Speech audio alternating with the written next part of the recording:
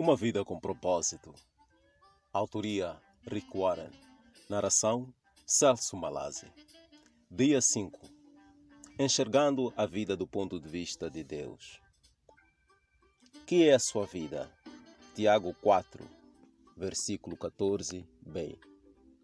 Nós não vemos as coisas como são, mas como nós somos. Anais Nin. O modo de você enxergar sua vida molda a sua vida. O modo de você definir a vida determina o seu destino. Sua perspectiva irá influenciar o modo de você investir seu tempo, gastar seu dinheiro, usar seus talentos e valorizar seus relacionamentos. Uma das melhores formas de compreender os outros é perguntar-lhes: como você enxerga a sua vida? Você descobrirá que existem tantas respostas diferentes quanto existem pessoas. Já me disseram que a vida é um circo, um campo minado, uma montanha russa, um quebra-cabeça, uma sinfonia, uma jornada e uma dança. As pessoas dizem: a vida é um carrossel. Algumas vezes você está em cima, outras embaixo, e algumas vezes você fica apenas dando voltas. Ou a vida é uma bicicleta de 10 marchas com engrenagens que nunca usamos. A vida é um jogo de cartas. Você tem de jogar com o que lhe deram. Se eu perguntasse como você imagina a vida, qual figura lhe viria à mente? Tal imagem é a sua metáfora de vida. É a visão da vida que você tem, consciente ou inconscientemente. É a sua descrição de como funciona a vida e o que você espera dela. As pessoas frequentemente expressam suas metáforas de vida através de roupas, joias, carros, penteados, adesivos e até mesmo tatuagens. Sua velada metáfora de vida influencia a sua vida mais do que você percebe. Ela determina suas esperanças, valores, relacionamentos, metas e prioridades. Por exemplo, se você pensa que a vida é uma festa, seu principal valor será divertir-se. Se você vê a vida como uma corrida, certamente valorizará a velocidade e provavelmente estará apressado a maior parte do tempo. Se você vê a vida como uma maratona, valorizará a resistência. Se você vê a vida como uma batalha ou um jogo, vencer será muito importante para si. Qual a sua visão da vida? Você pode estar baseando sua vida em uma metáfora falha. Para cumprir os propósitos que Deus lhe deu, você terá de contestar o pensamento convencional e substituí-lo pelas metáforas bíblicas da vida. A Bíblia diz: não vivam como vivem as pessoas deste mundo, mas deixem que Deus os transforme por meio de uma completa mudança da mente de vocês. Assim vocês conhecerão a vontade de Deus. A Bíblia oferece 3 metáforas que nos ensinam a visão de Deus em relação à nossa vida. A vida é um teste, a vida é uma incumbência de confiança e a vida é uma atribuição temporária. Essas ideias são os fundamentos da vida dirigida por propósitos. Estudaremos os 2 primeiros neste capítulo e o terceiro no próximo. A vida na Terra é um teste. Essa metáfora de vida é vista em histórias ao longo de toda a Bíblia.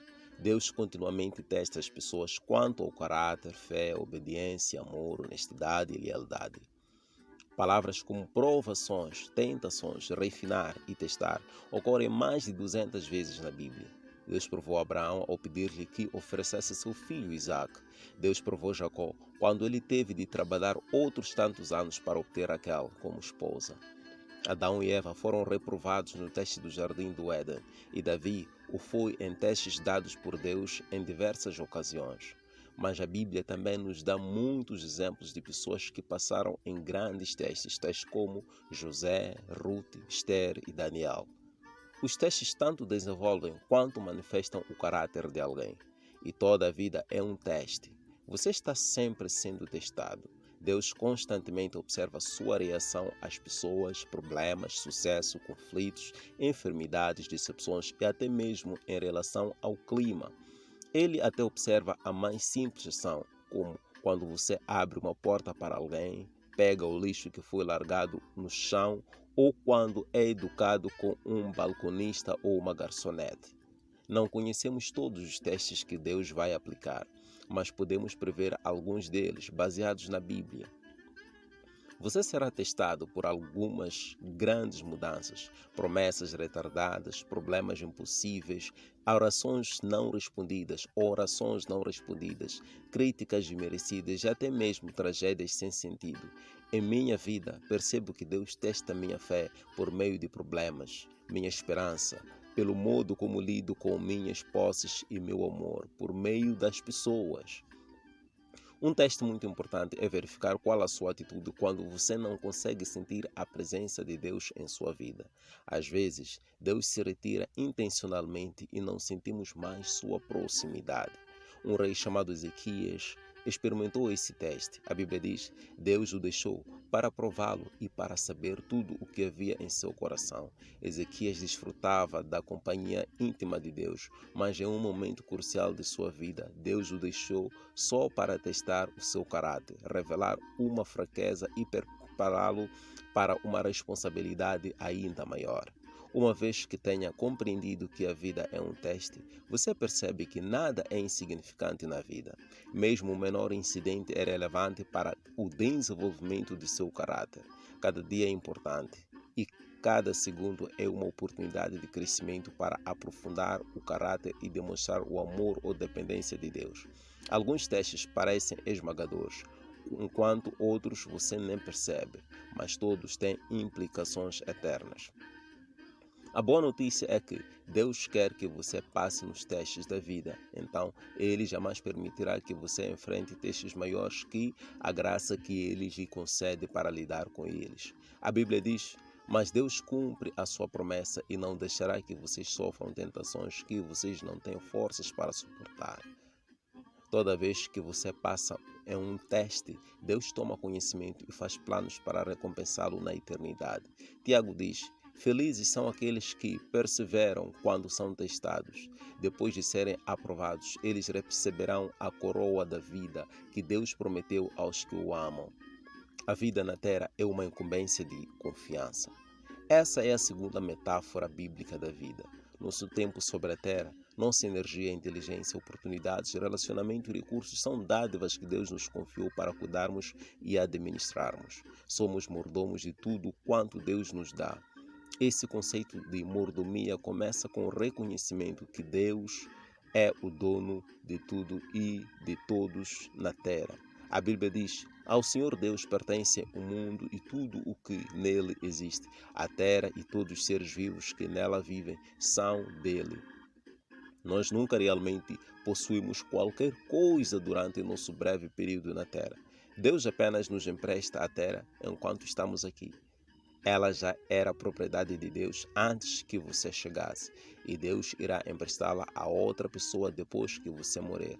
Tudo o que você pode fazer é desfrutá-la por algum tempo.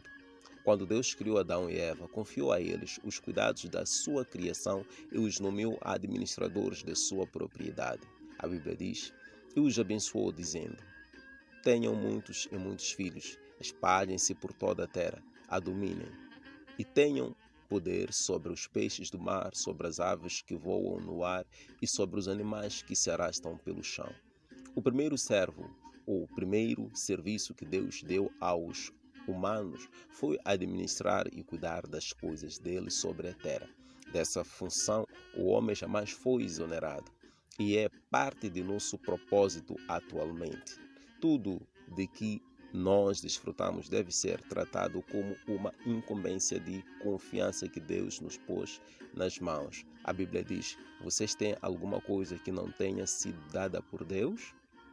Isso tudo o que vocês têm vem de Deus. Por que vocês se vangloriam como se tivessem realizado alguma coisa por si próprios? Anos atrás, um casal deixou que eu e minha esposa nas férias usássemos sua bela casa de frente para a praia no Havaí. Era uma experiência com a qual nunca poderíamos arcar e aproveitamos muitíssimo. Foi-nos dito: usem-na como se lhes pertencesse. Então foi isso que fizemos.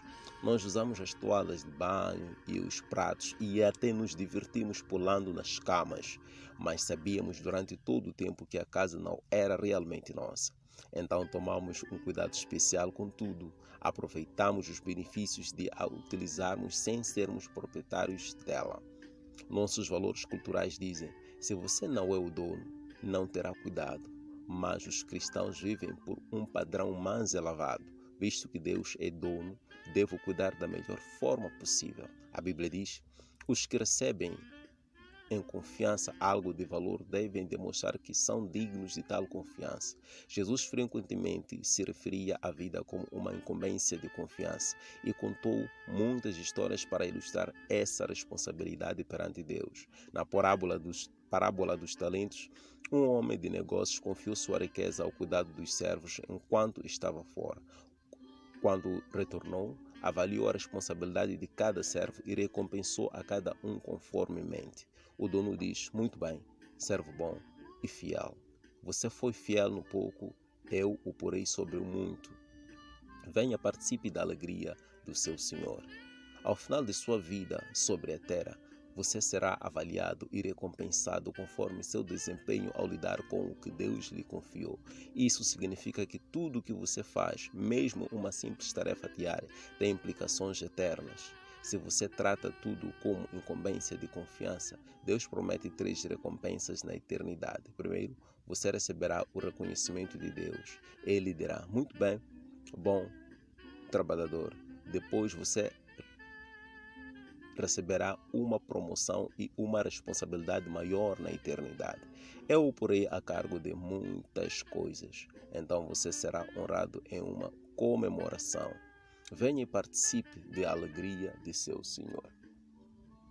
A maioria das pessoas não consegue perceber que o dinheiro é tanto um teste quanto uma incumbência de confiança dada por Deus. Deus usa a área financeira para nos ensinar a confiar nele. E, para muitas pessoas, o dinheiro é o maior de todos os testes. Deus observa a forma em que usamos o dinheiro para testar quão confiáveis somos. A Bíblia diz: se vocês forem indignos de confiança em relação às riquezas deste mundo, quem lhes confiará as verdadeiras riquezas celestiais? Essa é uma verdade muito importante. Deus diz que há um relacionamento direto entre a forma de eu utilizar meu dinheiro e a qualidade de minha vida espiritual. O modo de eu administrar meu dinheiro, riquezas deste mundo, determina quanto Deus pode confiar em mim com as bênçãos espirituais, verdadeiras riquezas nesse caso. Deixe-me perguntar: a forma de você administrar o seu dinheiro está impedindo Deus de fazer mais em sua vida? Você pode ser incumbido de riquezas espirituais? Jesus disse: a quem muito foi dado, muito será exigido, e a quem muito foi confiado, muito mais será pedido. A vida é um teste e uma incumbência de confiança, e quanto mais Deus lhe dá, mais responsável Ele espera que você seja. Quinto dia, pensando sobre o meu propósito. Um tema para reflexão. A vida é um teste e incumbência de confiança. A vida é um teste e uma incumbência de confiança. A vida é um teste e uma incumbência de confiança. Um versículo para memorizar. Quem é fiel nas coisas pequenas também será nas grandes. Lucas 16, 10a. Quem é fiel nas coisas pequenas também será nas grandes. Lucas 16, 10a. Quem é fiel nas coisas pequenas também será nas grandes. Lucas 10, 16a. Uma pergunta para meditar. O que me aconteceu recentemente que agora percebo ter sido um teste de Deus? Quais as questões mais importantes que Deus me confiou? O que me aconteceu recentemente que agora percebo ter sido um teste de Deus? Quais as questões mais importantes que Deus me confiou? O que me aconteceu recentemente que agora percebo ter sido um teste de Deus? Quais as questões mais importantes que Deus me confiou? Um grande abraço. Até amanhã, dia 6.